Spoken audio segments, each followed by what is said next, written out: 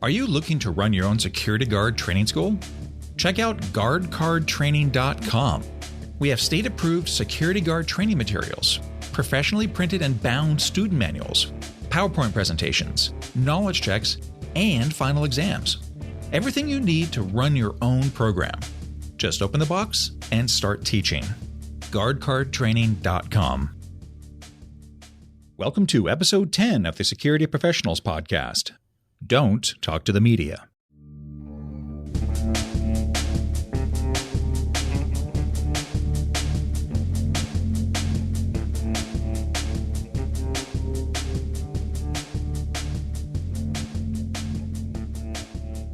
Welcome to the Security Professionals Podcast, brought to you by Security Training Center, LLC. This is your weekly source of news, tips, and education for the security specialist. I'm your host, Haddox, and this is episode 10, Don't Talk to the Media. This week, our topic of discussion is the media and news outlets. Right off the top, I'm going to say do not speak with the media. I can't stress that enough. Now that it's said, I'm going to spend the rest of the episode giving you reasons why and some examples. As security, you may be approached by a news outlet during an event at a client site. It could be a robbery, a burglary, a fire, or whatever. Often, the reporters will go to law enforcement, but there may be times when they approach the security officer on duty to get the quote-unquote real story. The media are looking for a story and will do and say nearly anything to get it. Media personalities can be sneaky and aggressive. These individuals may present as friendly, kind, or even chummy, but do not speak about the event. This includes before, during, or after the event. There's a saying in the media, if it bleeds, it leads. This means the more dramatic, the dirtier, or the more horrific the story, the more likely it will be run on the front page. Horror and drama sell papers and advertising clicks. The media isn't allowed to make up stories, so they go to eyewitnesses, interview them, and then spin the story to make it as frightening and horrible sounding as possible. Remember that as part of my duties as the product manager of the Semantic Antivirus Research Center, I was the corporate spokesman. I did 10 media interviews a week for years. I was constantly going through media training, practice sessions, and talking points. Even then, it was a challenge not to fall for the media tricks to get me to say something quotable. I distinctly remember one radio reporter who came to one of our press events and used a common technique on me. If you watch some news interviews even today, you can see this technique in use. Here's how it works. The reporter will subtly feed the interviewee quotable lines. I see this happen all the time, even with very intelligent people and those who should know better. So the reporter will ask a question, and when the interviewee pauses for a second to think, the reporter will make a statement answering his own question with the hope that the interviewee will repeat it on camera. When they edit the interview, they will often leave out the reporter feeding the line. They just broadcast the interviewee making the statement. Sometimes this technique is used to keep the flow of the interview going, but it can also be used maliciously. So in my interview, this radio reporter was interviewing me about computer viruses, and the topic changed to the mindset and personality of the virus writer. As I was giving a very general profile of a 90s virus writer, the reporter kept feeding me the line, "They should be culled from the herd." He would make that statement and then stick his microphone in my face, hoping I would repeat it. He essentially wanted me to say that I thought all virus writers should be killed. I could see the horror on my PR handler's face every time he fed me the line. She was standing right behind the reporter during the interview. He tried 5 times to get me to repeat that statement, but fortunately, I didn't fall for his trick. What a headline that would have been. I mean, holy cow. Virus researcher says all virus writers should be put down like animals. Holy crap, that would have been bad.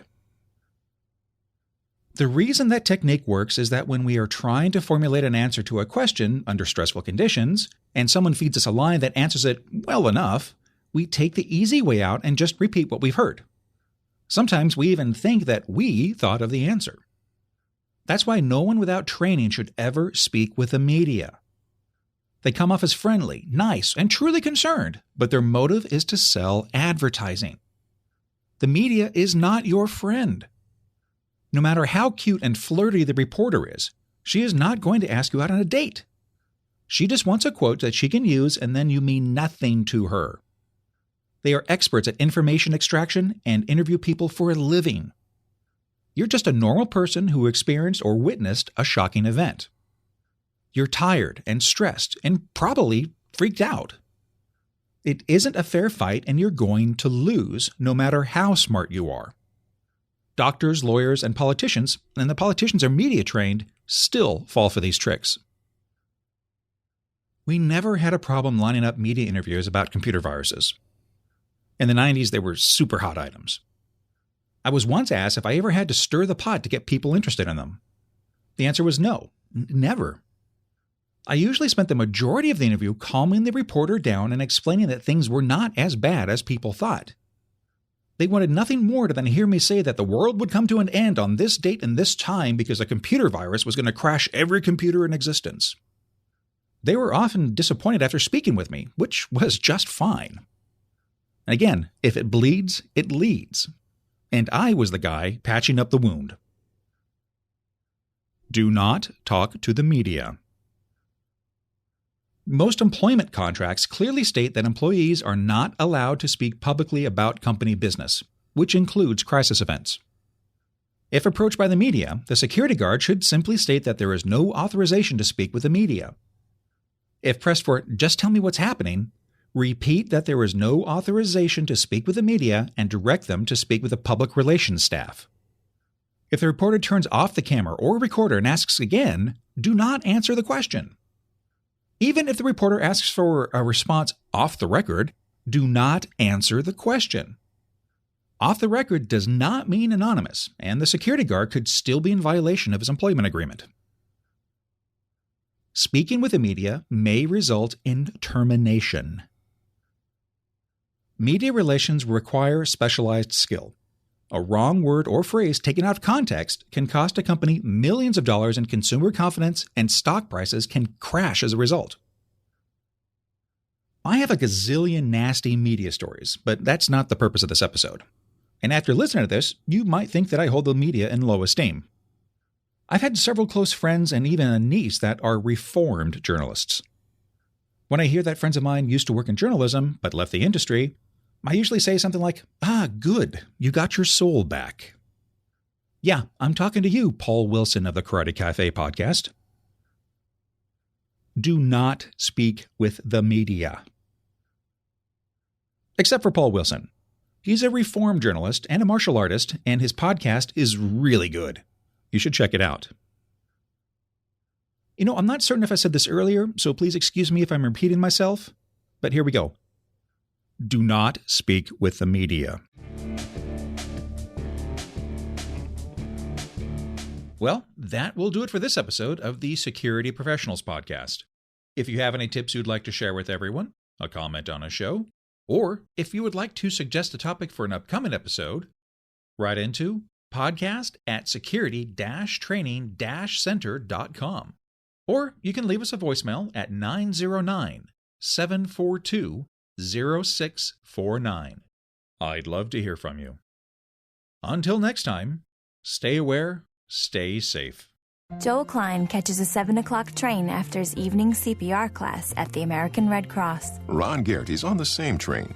He's had a rough day and doesn't feel like himself. Until he feels the sudden tightness in his chest, Ron never thought he'd actually have a heart attack. Until Joel is administering CPR, he never thought he'd actually save a life. When you train with the Red Cross, you change a life. Starting with your own. Call 1-800-RED-CROSS or visit redcross.org to learn about life-changing opportunities in your area.